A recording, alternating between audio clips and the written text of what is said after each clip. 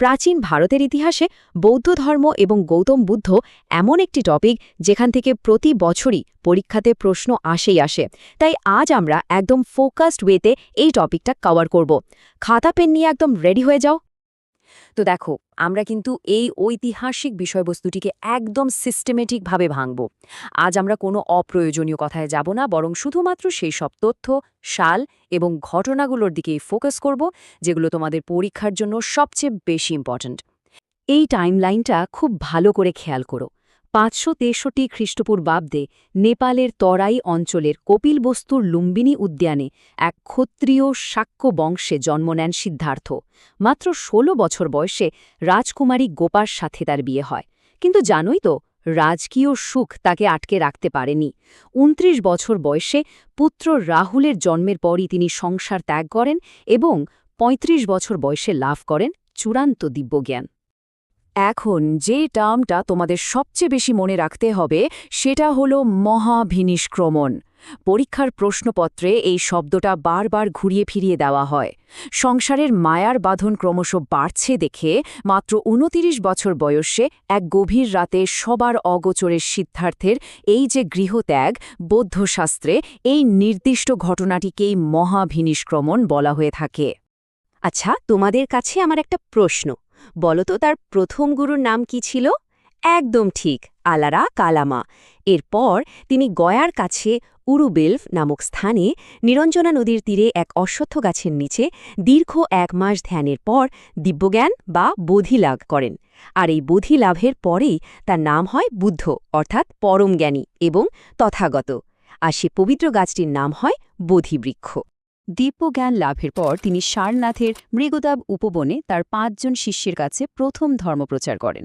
এই ঐতিহাসিক ঘটনাকে বলা হয় ধর্মচক্র প্রবর্তন।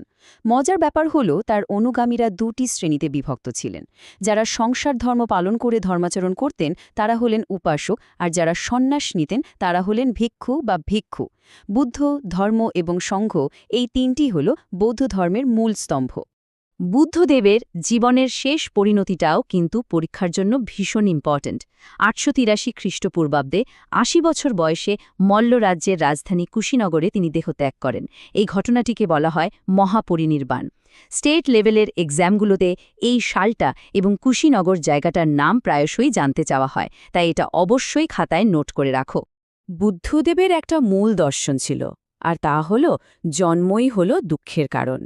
তিনি বিশ্বাস করতেন মানুষ যদি একবার নির্বাণ লাভ করতে পারে তবে তার আর পুনর্জন্ম হয় না, আর জন্ম না হলে দুঃখও থাকে না। এটাই ছিল তার নির্বাণ লাভের পেছনে মূল চালিকা শক্তি।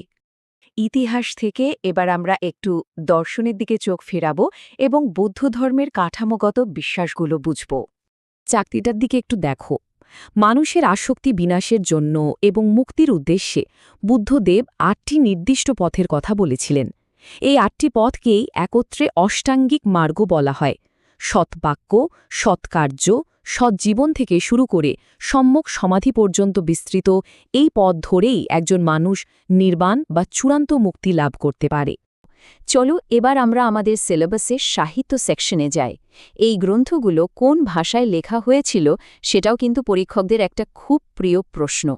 একদম পরিষ্কারভাবে মাথায় ঢুকিয়ে নাও, বৌদ্ধ ধর্মের প্রধান ধর্মগ্রন্থ হল ত্রিপিটক, আর এটি লেখা হয়েছিল পালি ভাষায়।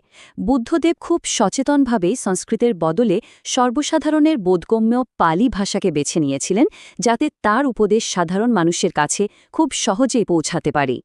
ত্রিপিটক মূলত ৩টি খণ্ডের সমাহার। পরীক্ষার হলে যাতে এই ৩টি ঝুড়ি বা পিটক গুলিয়ে না যায় তার জন্য আমি এটা সুন্দরভাবে সাজিয়ে দিয়েছি।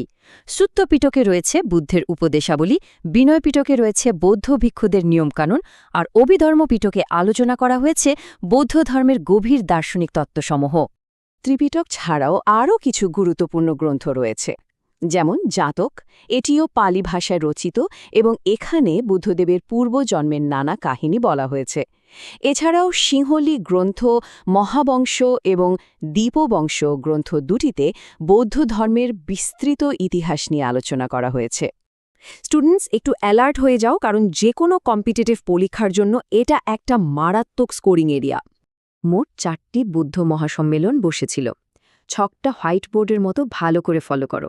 প্রথমটি হয় 483 খ্রিস্টপূর্বাব্দে রাজগৃহে, সভাপতি মহাকাশ্যপ আর রাজা অজাতশত্রুর আমলে।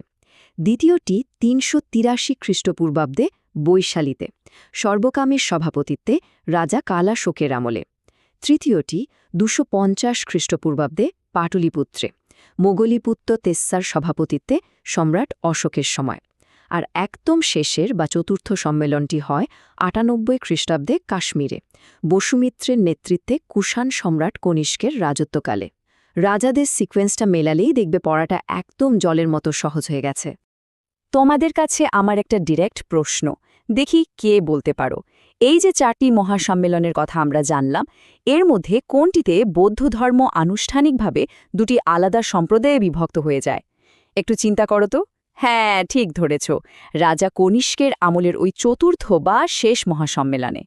এই বিভাজনের ফলেই জন্ম নেয় 2টি সম্প্রদায়, মহাযান এবং হীনযান। মহাযানরা মূলত বুদ্ধমূর্তি পূজা ও ভক্তিবাদ গ্রহণ করে ধর্মকে একটু পপুলার বা লৌকিক রূপ দিতে চেয়েছিলেন।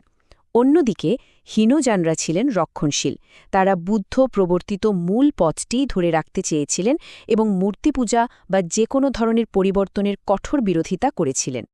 তো ছাত্রছাত্রীরা, আজকের এই স্লাইড ভিত্তিক ক্লাসটি আমরা এখানেই শেষ করছি। আশা করি পিডিএফের প্রতিটি তথ্য তোমরা খুব সুন্দরভাবে বুঝতে পেরেছ। তোমাদের আগামী পরীক্ষা প্রস্তুতির জন্য আমার তরফ থেকে অনেক অনেক শুভকামনা রইল। আজকের এই ক্লাসটি যদি তোমাদের পড়াশোনায় সাহায্য করে থাকে, তবে অবশ্যই ভিডিওটিতে একটি লাইক করবে এবং পরবর্তী ক্লাসের জন্য চ্যানেলটি সাবস্ক্রাইব করতে একদম ভুলবে না।